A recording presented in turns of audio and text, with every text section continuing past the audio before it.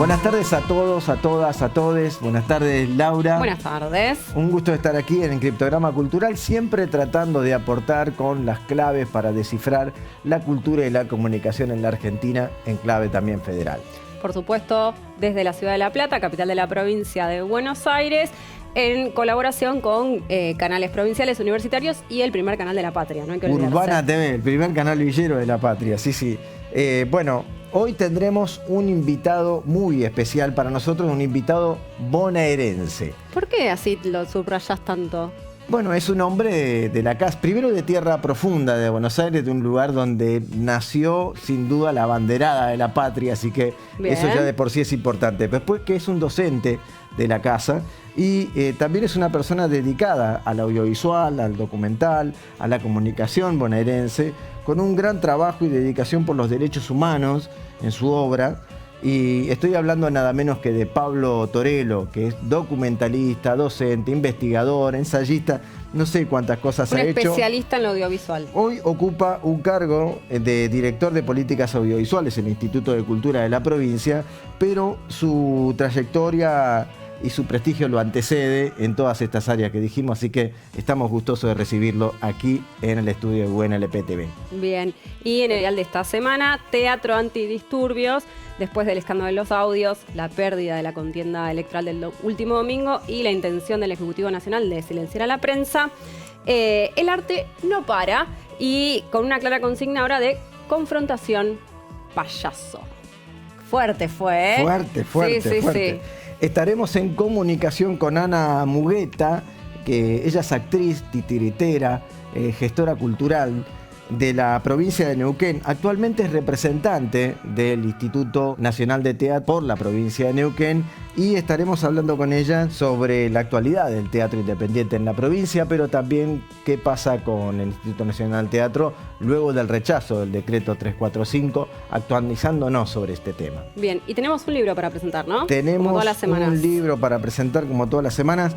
El hombre de los veranos en la frente. Pancho Cabral, un conocidísimo autor, compositor, habitante de la Chaya, del viento y del agua, nada menos que de La Rioja, una persona que realmente ha trabajado muchísimo en la identidad cuyana, sobre todo desde La Rioja. Integró durante bastante tiempo los Huancahuá, hasta que su compromiso social, político, cultural, lo hizo tener que exiliarse, dado a que tenía amenazas firmes de muerte por la dictadura cívico-militar, por supuesto, y tuvo que exiliarse en Francia primero, en Alemania. Su trayectoria realmente es muy importante. La poética de Pancho es realmente destacable, así que... Sí, está dedicado a Monseñor Angelelli, o sea, él lo escribió... para él, digamos, especialmente, ¿no? Para su labor Monseñor en La Angelelli. Rioja. Sí. Ahí vemos el compromiso que tiene Pancho en estos días. Ya va a llegar el momento que lo vamos a invitar, porque tenemos una relación personal con Pancho que es muy querido y muy cercana también. Así que en algún momento lo invitaremos. Recomendada para la gente, lo va a poder adquirir seguramente en la editorial, en Mercado Libre. Estaremos colocando dónde puede adquirir el libro. Bien, ¿arrancamos? Arranquemos. Así que si está viendo este programa por los canales universitarios, públicos, por alguna de las redes, por YouTube, pónganos un me gusta, toque la campanita. Un corazón, un comentario. Acepte las notificaciones, mándenos, díganos algo. No importa que nos digan esas cosas que intentan ser agresivas con nosotros. Igual nosotros las tomamos y hacemos de hecho un poquito de amor también con eso. Todo vale, crítica constructiva, uno lo toma desde ese lado. También lo tomamos así que comenzamos porque no nos va a alcanzar el tiempo. Dale. Así comienza Criptograma Cultural.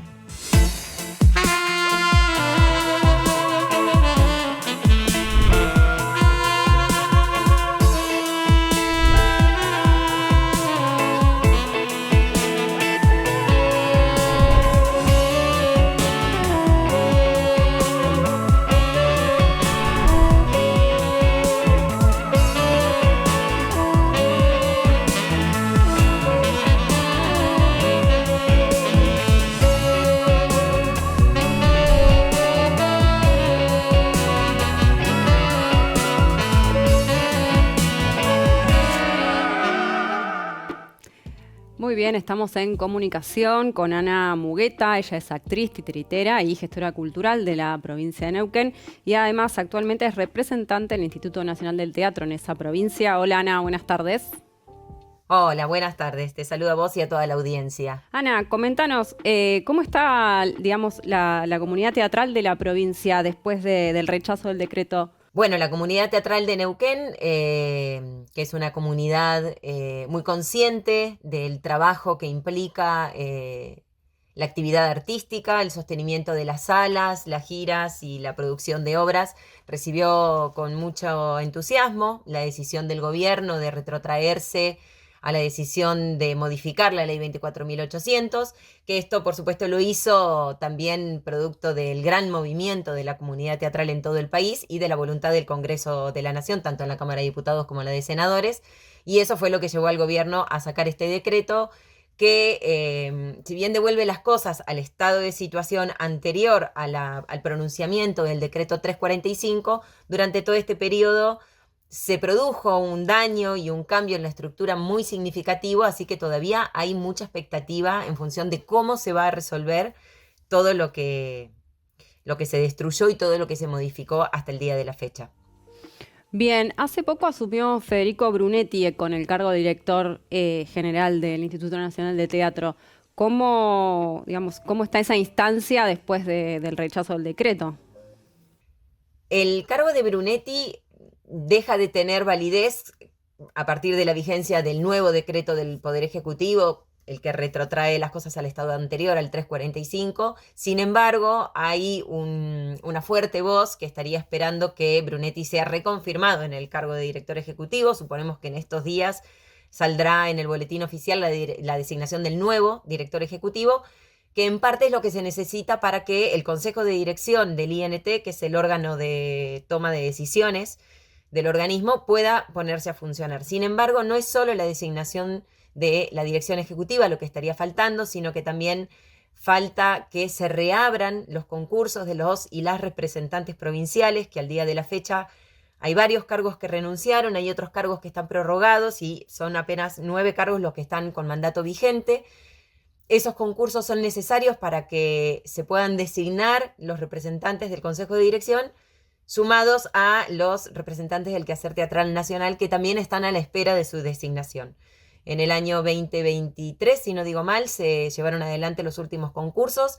Hay 2 compañeras, 2 representantes del quehacer teatral nacional que están designadas en los papeles, pero que falta la firma de la resolución para incorporarlas a la estructura del organismo. Claro, nosotros estuvimos viendo en la página web del instituto que todavía no hay una actualización de lo que son las nuevas autoridades o las autoridades que ya estaban. ¿Ya has sido convocada para retomar tu lugar o todavía eso no se dio? Bueno, en verdad nosotros nunca fuimos sacados de nuestro lugar de trabajo, nunca dejamos de ser representantes provinciales.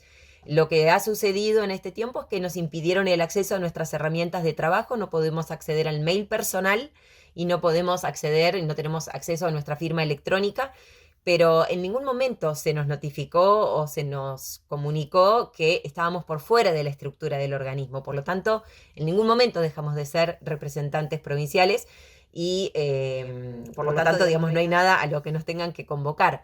Sin embargo, sí estamos a la espera de esta nueva designación para poder continuar el trabajo cotidiano del instituto, poder hacer pagos que están postergados desde hace más de 2 meses. Hay gente que está esperando recibir el pago por trabajos que ya fueron hechos y, por supuesto, echar a andar toda la política pública interna que incluye las convocatorias y todo el resto de la actividad del organismo.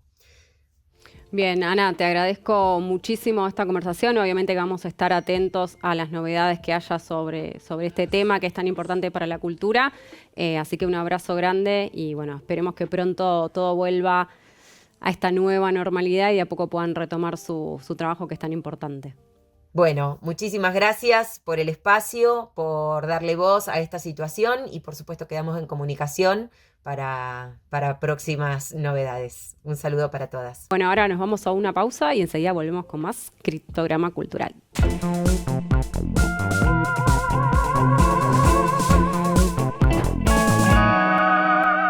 teatro antidisturbios. Eso es lo que pretende en realidad el Poder Ejecutivo y sobre todo el presidente, porque después de los audios que generaron tanta vergüenza social y tanta bronca, ambos, porque ese símbolo del 3% que bien apareció, nombrado también en uno de los shows más populares que hubo, artísticos que hubo en los últimos días, creo que es indisimulable. Después de tanta agresión que ha tenido para con la prensa, para con los artistas, las artistas sobre todo, que trató de una manera totalmente despectiva a Lali Espósito, María Becerra, a Ricardo Darín, a Alejandra Darín en su momento, pero a Lali especialmente, haciendo de su imagen y retuiteando, que siempre son cuentas cercanas al presidente. Creo que quedó muy claro que ya no se puede seguir con tantas agresiones. No solo lo verdadero intenta confundirse con lo falso, sino que además empieza a darse cuenta que todo es humo, o que gran parte es humo de lo que pretende, por lo menos el Ejecutivo, con la cultura en la Argentina. No pudo con el decreto 345 porque los distintos colectivos culturales defendieron el Instituto Nacional del Teatro, defendieron las bibliotecas populares, y aún a pesar de que todavía no arranca el funcionamiento de los organismos descentralizados, como nos gustaría, caso del Inca, o como dice la ley, en realidad no es solo lo que le gusta a un sector, sino lo que fue votado en la ley en su momento, sino que además esta realidad del Ejecutivo se ve evidenciado en la pérdida electoral, ¿no? La contienda electoral evidenció muchas otras cosas, no solo que la economía no funciona, sino que la situación cultural es muy distinta. No es solamente el consumo de las artes, no solo el acceso a la diversidad cultural, también cómo nos comportamos parte de la cultura, también eso que se vuelve agresivo, odioso del comportamiento del Ejecutivo, porque es el presidente y muchos otros y otras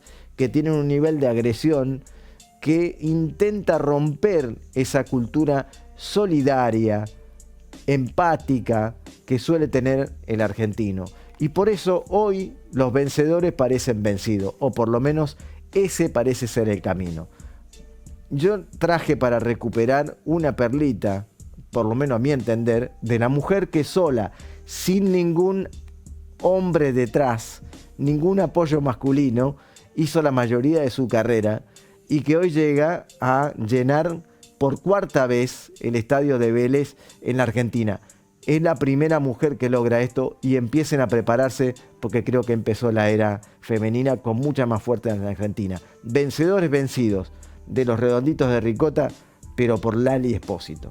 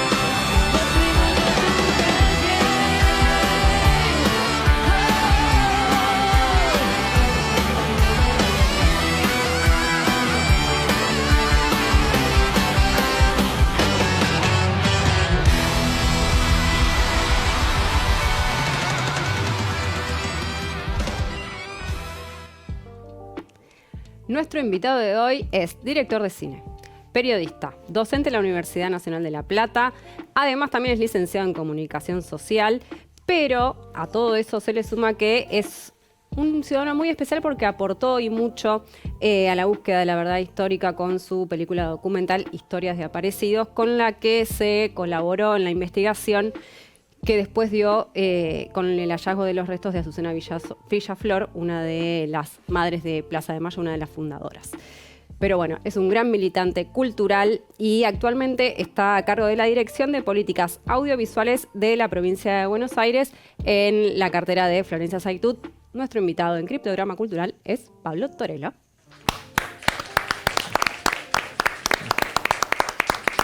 Muchas gracias, Pablo, por estar aquí presente. No, gracias, Guillermo, por la invitación. Un gusto compartir con tu audiencia el programa. Sabemos que es tu casa, pero este programa en realidad sale en 11 canales provinciales y universitarios, y entonces yo sé que vos sos un hombre de Buenos Aires, de tierra adentro, además, de la provincia de Buenos Aires, y te lo advierto porque a veces hay que aclarar determinadas cosas. Sí, ¿no? sí. Sos de Junín, ¿verdad? Sí, nací en Junín en el año 67, hijo de un trabajador ferroviario y de una ama de casa, como se decía en ese tiempo, de una mujer. Y el único primero universitario de los 5 hijos que fuimos. Y me vine, en el arranque de la democracia, me vine a la ciudad de La Plata a torcer el destino. Mira, el año 67 yo siempre lo recuerdo muy bien porque fue el año en que Racing salió campeón mundial, campeón de clubes, internacional, y qué sé yo, entonces recuerdo muy bien ese año. Compartimos también esa camiseta celeste y blanca, me imagino, ¿no? Claro, sí. ¿Te has hecho de qué club? ¿De Gimnasia? Sí, soy de Gimnasia y Esgrima de La Plata.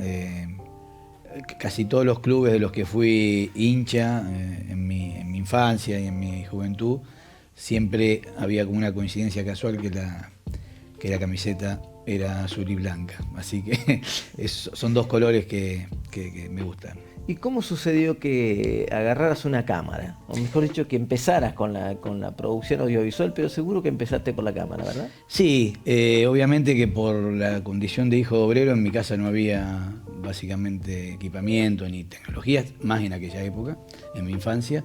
Pero sí, un primo mío, más grande que yo, cuando yo tenía 9 años, me hizo conocer la fotografía. Tenía unas cámaras reflex, que en Junín eran pocas las que había, y tenía un laboratorio blanco y negro que se había armado. Así que bueno, yo ahí saqué mis primeras fotos, que eran feas y desenfocadas, pero las revelé un par de semanas después y me pareció fantástico. Eso por un lado. Por otro lado, siempre me interesó muchísimo la historia, de chico, de distintos puntos de vista, ¿no? La historia argentina por un lado, después también me gustaba mucho la historia de las guerras mundiales y la historia de los mundiales de fútbol. Mirá. Entonces todo eso era como cosas que andaban dando vuelta alrededor mío. ¿Y a la ciudad de La Plata llegaste en qué año? En el año 85. En el año 82, con Malvinas, llega a mis manos un libro de novela periodística, Operación Masacre, de Rodolfo Walsh, y creo que ahí hay un montón de cosas que se juntan, además de la caída de la dictadura, ¿no? Y de Malvinas. Vi que estuviste también participando tempranamente en la ciudad de La Plata ya de los movimientos juveniles. Sí, ni bien llego a La Plata en el 85, ingreso a la Facultad de Periodismo a estudiar la carrera de periodista y de licenciado en Comunicación Social. En ese tiempo había todavía el plan de la dictadura y era un título intermedio y el título de licenciado en 5 años.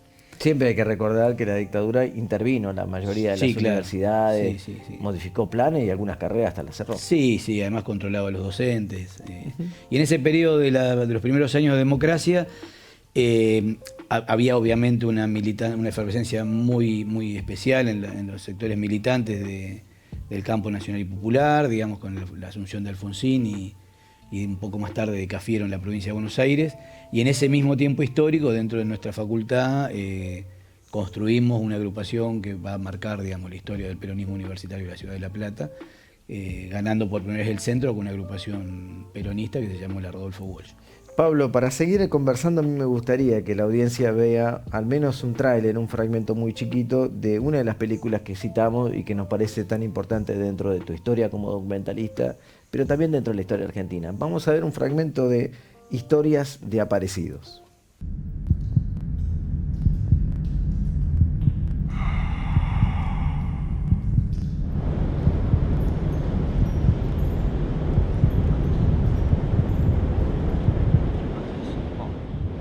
muerta, sea desaparecido, no puede tener ningún tratamiento especial. Es una incógnita, es un desaparecido. No tiene entidad, no está. Ni muerto ni vivo, está desaparecido.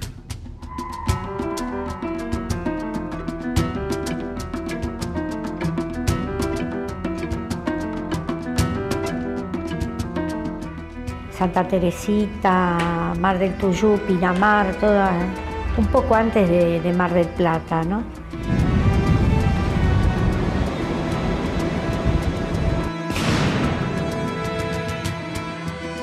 Acá la costa era un páramo. De una u otra manera nos enterábamos. No se veían paredes pintadas. De lo que venía haciendo el gobierno de facto en 1976. Era como vivir en un paraíso. Vamos musarela gambeteando el vado, buscando al pendejo que se ha muerto gado. Pero no, de ese tema no hablamos. De ese tema no se hablaba. ¿Qué pasa? Que aparece el tema. Pero yo sé que alguien sugirió que guardáramos silencio. Ya en esos días había salido, creo que en La Opinión, que habían aparecido cuerpos en las playas. Que estaban saliendo con muertos en las playas.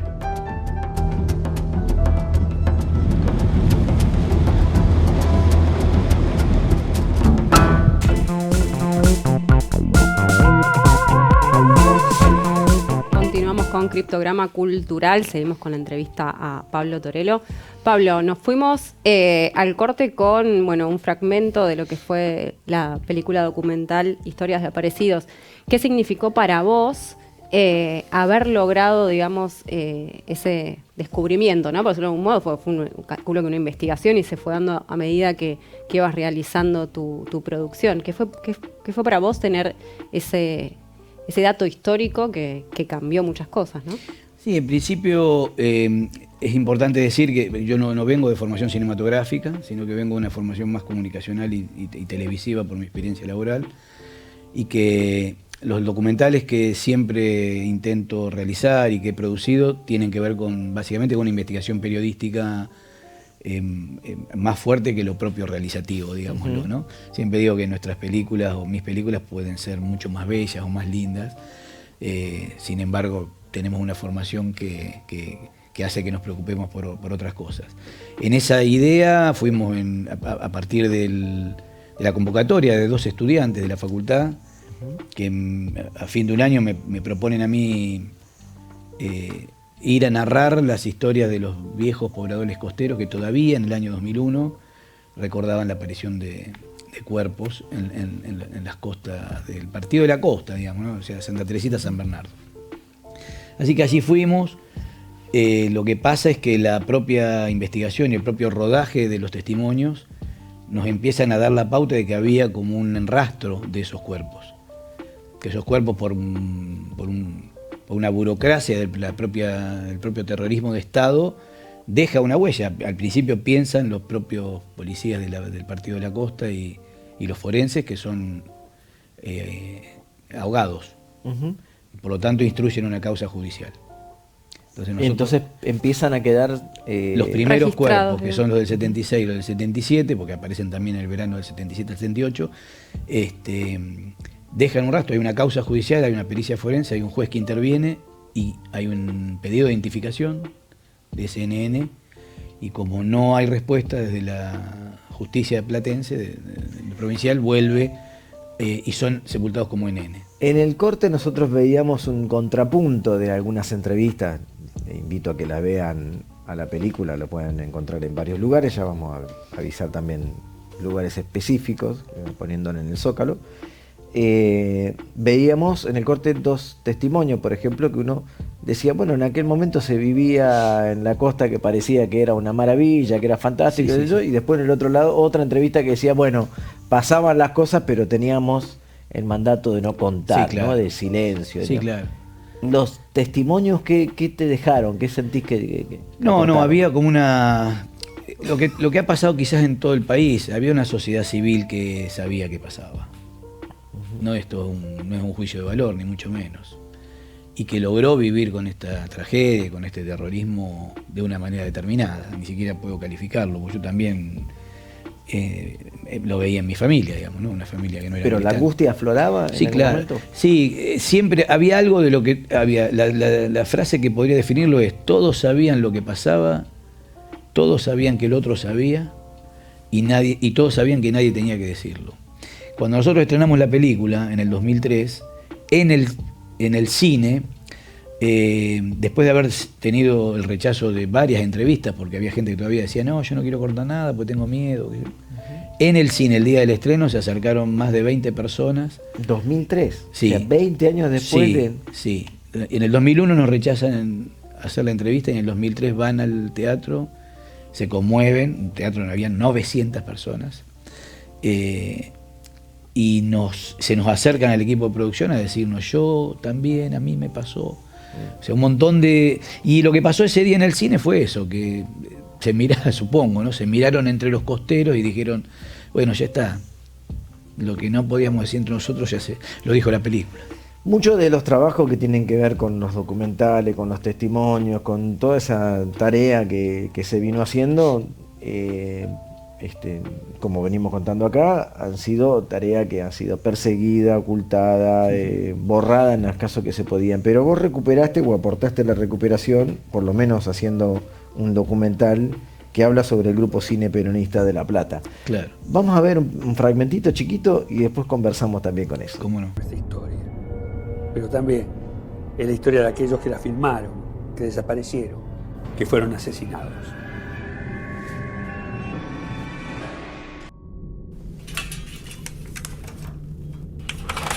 El grupo de cine peronista filmó en La Plata entre 1970 y 1974, en un contexto atravesado por la militancia, el ambiente universitario y el lucha y vuelve de Perón. Confluían en La Plata en esos días, también es preciso decirlo, cruces políticos y generacionales que incidirían fuertemente en nosotros. De ese plantar la cámara frente al país real, de recuperar ese héroe anónimo en el cine que era el hombre común, el trabajador, el proscripto. Y a partir de esa relación se estableció una dialéctica entre nosotros, como cineastas, y aquella realidad que estábamos aprehendiendo.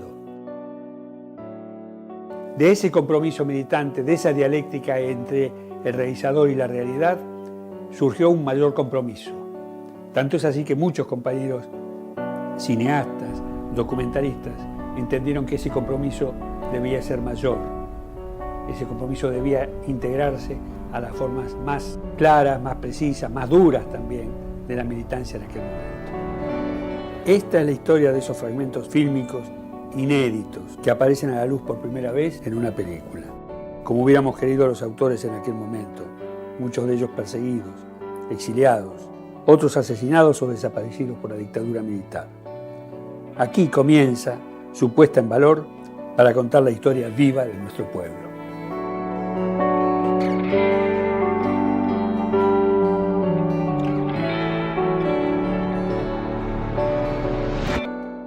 Un fuerte testimonio de trabajo del grupo Cine de La Plata, realmente muy interesante. Yo en lo personal no sabía que había tanto material ni tanta historia. Este es un trabajo en proceso, ¿verdad? Sí, es un largometraje que vengo haciendo hace bastante tiempo.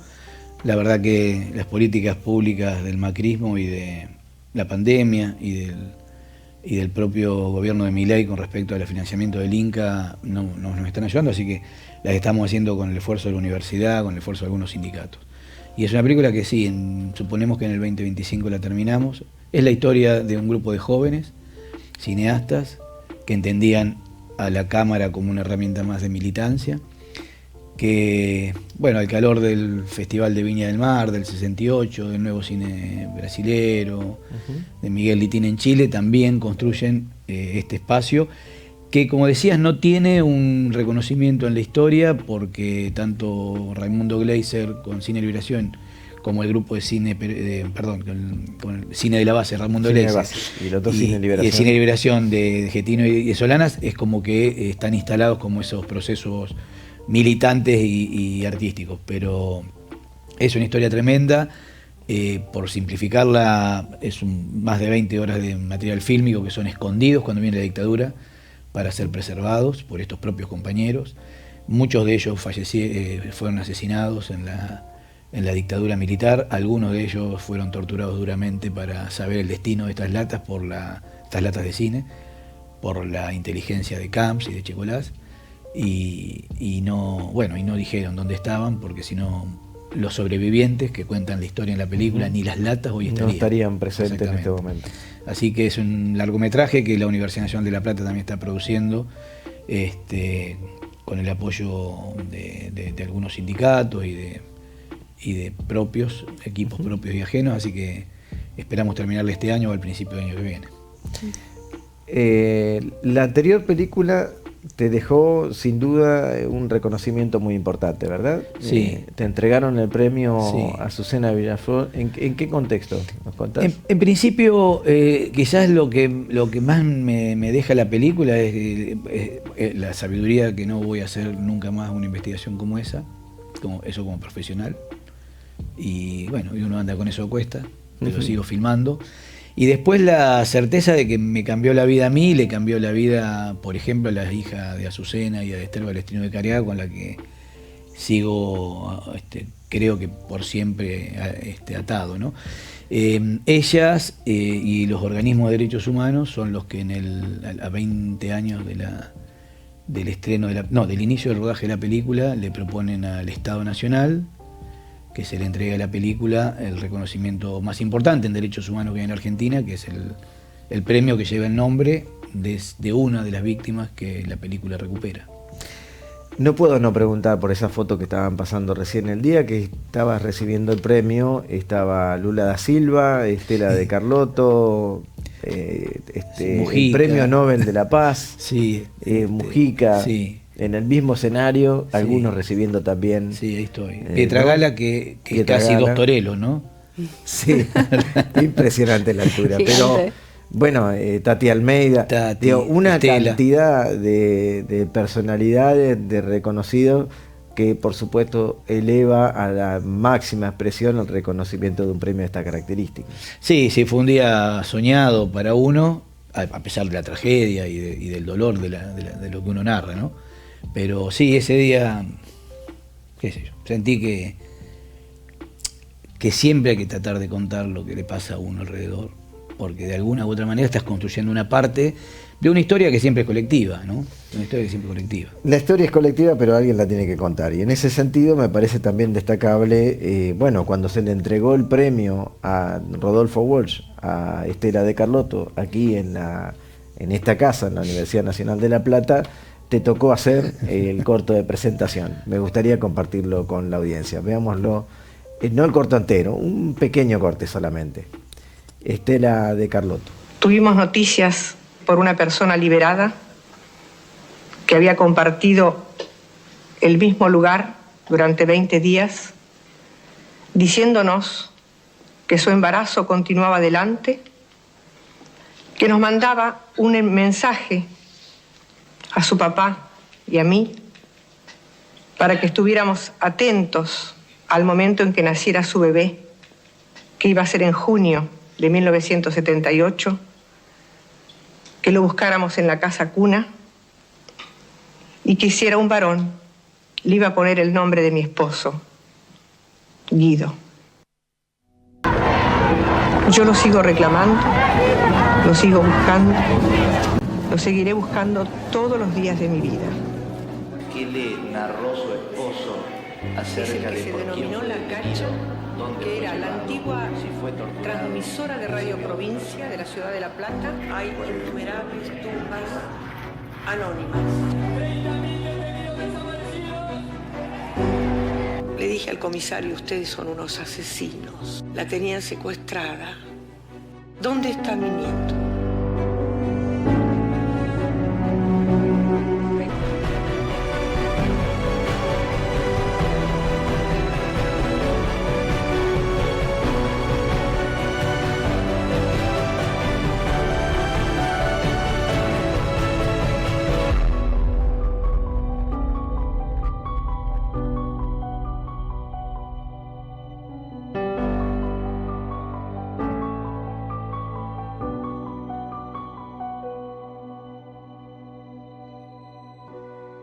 vamos a seguir luchando por la verdad, la memoria y la justicia para que ustedes puedan hablar, pensar, disentir sin que los corran, sin que los balaceen, sin que los obliguen a ser esclavos de la historia.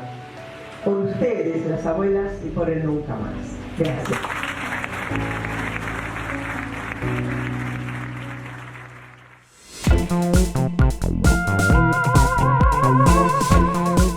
Continuamos en Criptograma Cultural. Ahora vamos a entrar a la columna del profe Tete Romero, que esta semana nos propone en Somos lo que hablamos y lo que callamos reflexionar un poco sobre la censura y en tiempos de totalitarismo. La semana pasada estuvo hablando del teatro abierto y esta semana nos propone la quema de libros. Día de la vergüenza del libro argentino, conmemorado por la Cámara Argentina del Libro, porque ese día ardieron en un basural de Sarandí, un 30 de agosto de 1980, 1,5 millones de libros del Centro Editor de América Latina, fundado por Boris Spivakov, que también había fundado antes Eudeva. La editorial argentina más importante fue la ejecución de una sentencia de una jueza que había determinado en su dictamen que esos libros eran disolventes para la conciencia nacional, que estimulaban y alentaban la mala imaginación. La policía bonaerense quemó entonces, te decía, en un baldío de Sarandí. Libros ardieron durante 3 días. Pero no fue la única vez que la dictadura quemó libros. Vamos a subrayar acá que se quemaron 13 millones de libros. Esto está en un texto mío que se llama Culturicidio, Historia de la Educación Argentina, 1966-2003, pero también está en Un golpe a los libros de Judith Gociol y Hernán Envernice. Te voy a contar que el 29 de abril del 76, Luciano Benjamín Menéndez, jefe del tercer cuerpo de ejército con asiento en Córdoba, ordenó una quema colectiva de libros, obras de Proust, García Márquez, Cortázar, Neruda, Vargas Llosa, Saint-Exupéry, Galeano. Dijo que lo hacía a fin de que no quede ninguna parte de estos libros, folletos, revistas, para que con este material no se siga engañando a nuestros hijos. Y agregó, de la misma manera que destruimos por el fuego la documentación perniciosa que afecta al intelecto y nuestra manera de ser cristiana, serán destruidos los enemigos del alma argentina. Salió en el diario La Opinión, 30 de abril de 1976. Pero acordate que entre el 2018 y el 2019, Macri, el expresidente Macri y su ministro Peña Brown dijeron que durante la campaña del 19 la lucha cultural más importante era por el alma de los argentinos. Teníamos que elegir si salvábamos o no nuestra alma. 26 de marzo de 1976, comunicado del Ministerio de Educación. El problema de la subversión encontró en las universidades un campo propio. Las universidades eran un foco de infiltración o penetración ideológica. Juan Rafael Llerena Amadeo, ministro de Educación, dijo el 22 de abril de 1980, uno de los sectores de la vida del país en donde con mayor intensidad actuó la subversión apátrida es en la educación y en las artes. ¿Qué dice Adolfo Tortolo, cura? Entre 1973 y 1976, en artículos de la revista Micael, se acusaba a las universidades públicas de estar infiltradas por el marxismo. 4 de agosto del 2025, en la cena de la Fundación Faro, el ministro de Economía dice: son parásitos mentales que le han inculcado a la gente, se fueron infiltrando en las universidades, en los diferentes estamentos académicos, hasta en la industria del arte. A principios del siglo XX así se caracterizaba al anarquismo, al comunismo y al sindicalismo en la Argentina conservadora a principios de siglo. La teoría del hombroso mediante era una enfermedad. Ser rebelde era estar enfermo. La batalla cultural ayer y hoy. Me pregunto, ¿qué de nosotros ardió con los más de 13 millones de libros que se quemaron en nuestro país? ¿Qué de nosotros desapareció y desaparece con los libros que no leemos o dejamos de leer, con las palabras e ideas que no tenemos, con el desfinanciamiento y vaciamiento de las artes, las ciencias y la educación pública y toda nuestra cultura? ¿Por qué defender las ciencias, la cultura y la educación? ¿Por qué defender lo público, lo colectivo? ¿Por qué defender la lectura como un derecho y el derecho social a la educación en tiempos de redes antisociales e inteligencia artificial manejada por los poderosos de siempre? Porque un hombre libre, verdaderamente libre, soberano, no es hablado por los discursos de la argen cruela sádica. Porque un hombre solidario y justo sabe que solo puede realizarse en medio de una sociedad con soberanía y justicia social. Seguimos en Criptograma Cultural, siempre con una mirada federal, así que agradecemos al profe Tete Romero, que en esta semana estuvo por Buenos Aires y también por Uruguay presentando un libro, y nos manda siempre las reflexiones en somos lo que hablamos y callamos. Así que, Tete, siempre un gusto compartir aquí en Criptograma Cultural. Y bueno, seguimos conversando nada menos que con Pablo Torello, que les contamos a todos que ocupa hoy el cargo de director de políticas audiovisuales en la provincia de Buenos Aires, y no podemos no preguntar cómo avanza la provincia con la primera vez que tiene un cargo de esta característica, no él, sino la provincia misma. Yo creo que es la primera vez que hay una política dedicada al audiovisual desde la provincia de Buenos Aires. Sí, no es por nosotros, sino por la decisión política del gobernador y de la presidenta del instituto, Florencia Saintut, es que tenemos la posibilidad de plasmar en gestión pública. Hemos trabajado en conjunto el desarrollo de borradores infinitos sobre la ley de cine, que la provincia también se debía, es una deuda histórica.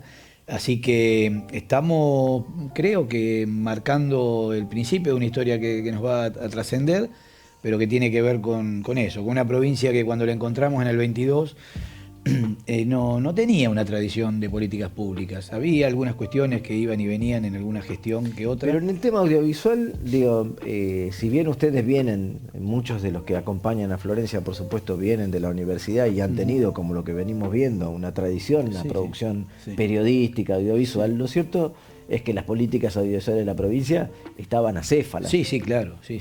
Sí, incluso esto se llamaba, primero se llamó el espacio que yo ocupo, Comisión de Filmaciones, después se llamó Dirección de Cinematografía, que lo único que hacía era darle apoyo a algunos festivales y participar con alguna propuesta bonaerense en el Festival de Mar del Plata.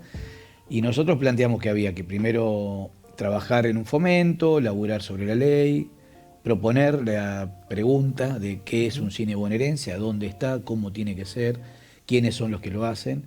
Y así, bueno, fuimos trabajando algunas líneas importantes que creemos nosotros, que son la escritura en conjunto con el sector, con la multisectorial, con el Foro de la Provincia de Buenos Aires, de una ley que incluya todo lo que tiene que plantear el sector para una ley de estas características, trabajar también en la idea de construir un lugar en donde el cine bonaerense esté reflejado y se sienta en un continente, que es Bafilma, la plataforma audiovisual de la provincia de Buenos Aires, que hace 2 años arrancamos con 500 horas de material bonaerense y nacional, y hoy estamos superando las 1000 a 2 años de vida.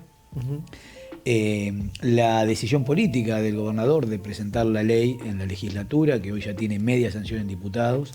No nos quedemos solamente en eso. Mientras estabas hablando, estamos viendo la página de Bafilma, justamente, y también, por ejemplo, se puede ver distintos tipos de categorías para visualizar, y la de derechos humanos, a las cuales venimos hablando hace un rato, sobre la historia de Carlotto, sobre historias de desaparecidos, tiene un dedicado lugar especial también para poder ver películas de esas y otras más. O sea, es una plataforma que tiene una línea editorial determinada, quizás por momentos muy críptica en algunos casos, pero siempre con la idea de una pregunta abierta, ¿no?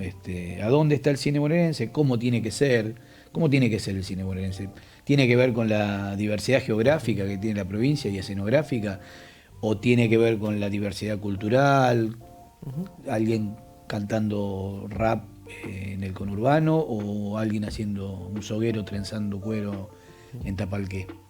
Ahí está esa pregunta dando vuelta y creo que los directores que casi siempre han mirado al Inca, tanto sea en la búsqueda de financiamientos como en los concursos y como en la propia identidad de lo que el cine nacional va construyendo en Capital Federal, que termina siendo el cine nacional. Hay también una pregunta bonaerense que anda dando vuelta, pero bueno, esto es una disputa histórica, ¿no? La provincia de Buenos Aires trabajando en disputar su identidad en contra de lo que está, ¿no? Hace unos días cumplió 100 años el archivo Levene, que es como el Archivo General de la Nación de la provincia de Buenos Aires. El inicio de la historia es sorprendente. Dice... siempre ¿no? En la historia realmente nos queda un capítulo que efectivamente no podemos llegar a comprenderla, porque la identidad bonaerense es muy fuerte, pero a su vez pareciera totalmente silenciada. Sí, absolutamente. El momento que se federaliza la capital federal, todo lo que era archivo de la provincia de Buenos Aires pasa allá. En la ciudad, no en la provincia. Y hasta 1925, que Levene, bueno, una corriente histórica determinada, plantea, bueno, esto acá tiene que haber un archivo y empieza a reconstruir la historia de los pueblos. Este programa trata de tocar tantos temas y tantas cosas tan gustosas que siempre nos queda chico. No nos entra más nada prácticamente. Yo le quería preguntar a Pablo, porque falta poco para que se dé inicio al FICBA, al Festival Internacional. Bueno, ¿qué expectativas tienen? Si hay alguna novedad respecto a lo que fue la edición anterior, ¿cómo se están preparando? Sí, en principio... es importante decirlo también, la provincia de Buenos Aires tiene una tradición súper antigua, histórica. De muchos festivales. Entre ellos el Festival de Mar del Plata, que es nacional, internacional, perdón, pero está en la provincia. Sí, además funciona en la provincia de Buenos Aires, incluso en nuestro Instituto Cultural, se hace en el auditorio. En esta línea de trabajo hay 50 festivales en la provincia de Buenos Aires. No hay provincia que comparada... que tenga tantos festivales. Que la que más cerca está debe tener 8 o 10, que debe ser Córdoba, supongo. En esta línea de trabajo, la idea que le propusimos a la ministra también fue que la provincia tenía que tener un festival propio, producido por el Estado bonaerense, porque es una forma de expresar y de poner en valor el cine de una provincia.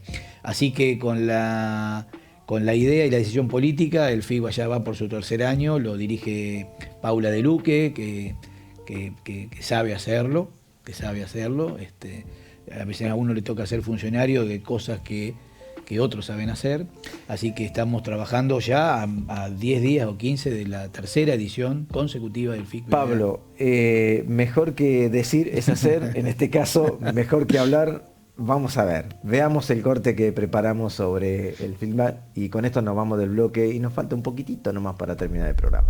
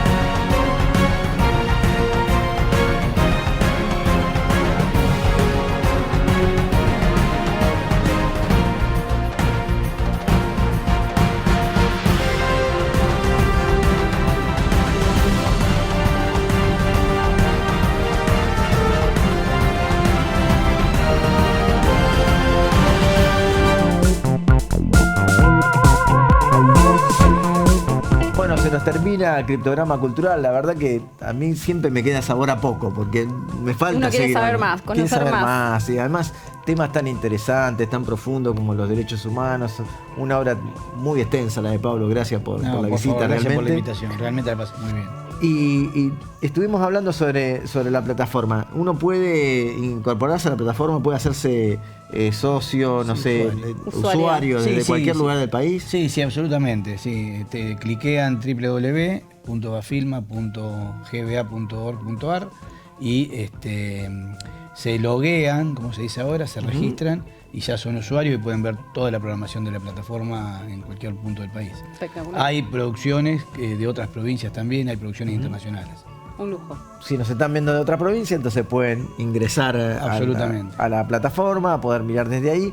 Y bueno, el festival, si no me miré mal, del 1 de octubre al 6 de octubre, ¿no es cierto? Del 4 al 14 de octubre, si no me equivoco, del 4 al 14 de octubre, la tercera edición del FIC PBA, con 60 salas de la provincia de Buenos Aires que replican la programación que en las salas de La Plata, la sede del festival tiene. Así que los esperamos para venir a ver cine internacional, inédito, en esta tercera edición. Perfecto. Para los que no son de Buenos Aires, vamos a poner seguramente en el Zócalo los links de las páginas donde puedan ingresar, ver cómo se pueden acceder a las películas, cómo acceder a las entradas, mejor dicho, y participar de este festival que realmente es su tercera edición.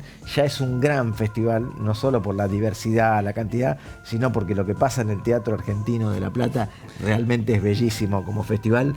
No tiene nada que envidiarle a los grandes festivales del mundo, quiero decirlo, porque me ha tocado estar, muy bueno. Así que bueno, eso es muy bueno. Muchas gracias. Laura. Nos tenemos que ir. Nos tenemos que ir, lamentablemente.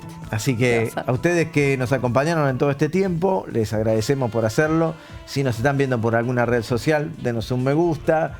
Ya saben, mándenos un mensaje, acompáñenos también desde las redes sociales de Instagram, X y el resto que tienen. Un mimo al alma. Un mimo. Dentro de poco vamos a empezar a regalar también algunos libros, los que recomendamos.